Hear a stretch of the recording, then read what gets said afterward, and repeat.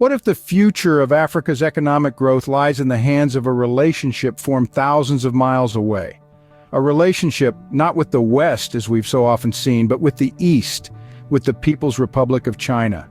This is the story of the Southern African Development Community, or SADC, and its burgeoning relationship with China. The tale begins in the late 20th century. SADC, a regional economic community comprising 16 member states, was established in 1980 to foster socio-economic cooperation and integration, as well as political and security cooperation among its members. Meanwhile, China was undergoing a radical transformation of its own. The economic reforms of the late 1970s had kick-started a period of rapid industrial growth and development. The country was opening up to the world, and Africa, with its wealth of natural resources and potential markets, was a tempting prospect. The first formal meeting between SADC and Chinese officials took place in the early years of the 21st century. It was a tentative first step, but it laid the groundwork for future cooperation. Over the ensuing years, the relationship between SADC and China deepened. Trade increased, investments flowed, and a new era of economic cooperation began.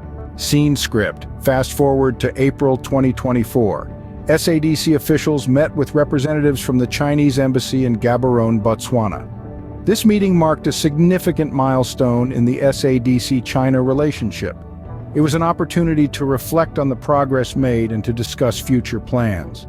Key points discussed at the meeting included the shared commitment to economic development, the importance of sustainable and inclusive growth, and the need to strengthen trade and investment links. The potential for increased Chinese investment in SADC member countries was also a major topic of discussion. The meeting in Gaborone was not just about economics, though. It was also about forging a stronger political relationship. SADC and China reaffirmed their commitment to the principles of mutual respect, equality, and mutual benefit. They agreed to continue working together in areas of common interest such as peace and security, and to support each other in international forums. In conclusion, the relationship between SADC and China is one of mutual benefit and shared goals. It is a relationship that has the potential to significantly boost economic growth and development in Southern Africa, and to reshape the global economic landscape.